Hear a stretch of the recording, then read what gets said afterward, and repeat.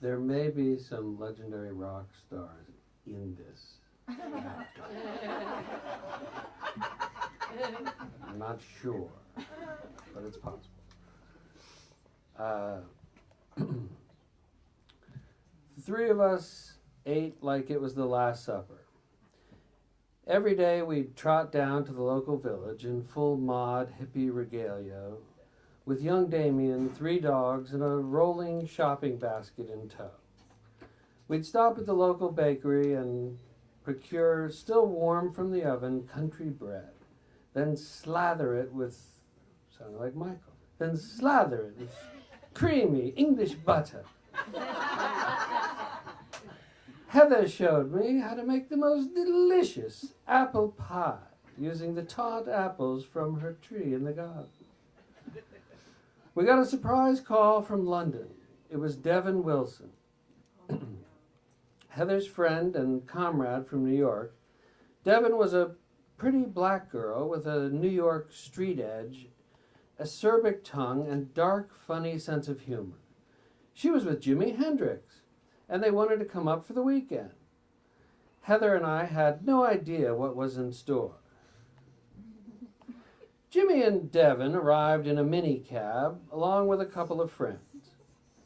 It was a lovely September afternoon, and we all enjoyed a nice, civilized cup of tea in the garden. Jimmy loved Roger and Heather's cottage and the tranquility of Berkshire.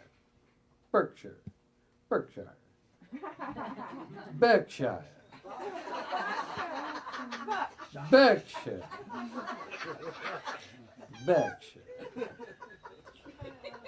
As outrageous as Jimmy appeared, he was actually quite shy and soft-spoken. He had a gracious, gentle nature and always made you feel special. He said he wished he had a home of his own, that he was tired of living in hotels. In essence, he was a homeless, wandering gypsy, but he really wanted to settle down and maybe even get married.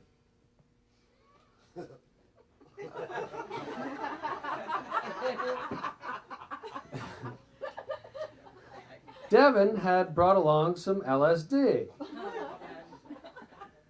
And without a thought, we all downed it with our afternoon tea.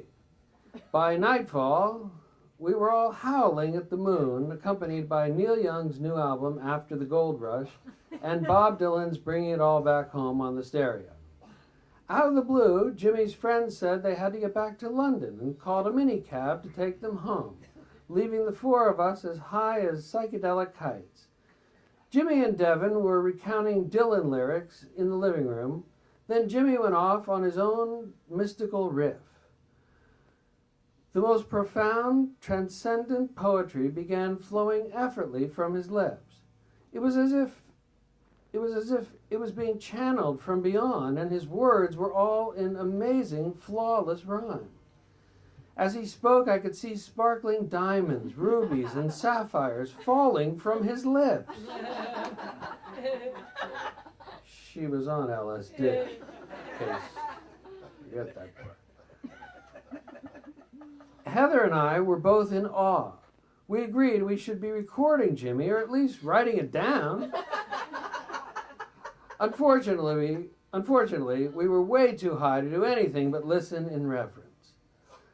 I think Jimmy and Devin had taken something besides the acid. I wonder. Had taken something besides that. Devin was staggering around, so completely out of it that Heather had to help her upstairs and put her to bed. Jimmy could barely stand and repeatedly asked, "Do you have any more Mandy's or some Valium?" Apparently he had stopped worrying about having a normal life and settling down. I'd already given Jimmy 2 Mandrix, but he had already forgot that he'd taken them. He was now stumbling and toppling into us and the furniture like an unsteady drunkard. Despite his tipsy state, he was still enchantingly charming. Until he finally passed out cold on the floor. Heather and I were just going to cover him with a blanket, but then decided we didn't want young Damien to come down in the morning and find Jimmy comatose on the living room floor, on the living room carpet. Heather took his arms, I grabbed his legs, and we lugged Jimi Hendrix up the narrow wooden staircase. He was a ton of dead weight. And it took us 20 minutes of huffing, puffing, and careful maneuvering to get sweet Mr. Jimmy to bed. We'd seen Jimmy pretty high in the past, but never like this. We went down to the kitchen and put the kettle on for a calming cup of tea. Heather sighed, "Oh God, what if he ODs here? Roger will kill me." "Let's go check, make sure he's breathing," I said. Just then, Jimmy appeared like a shadow in the doorway saying, "I'm here for the interview."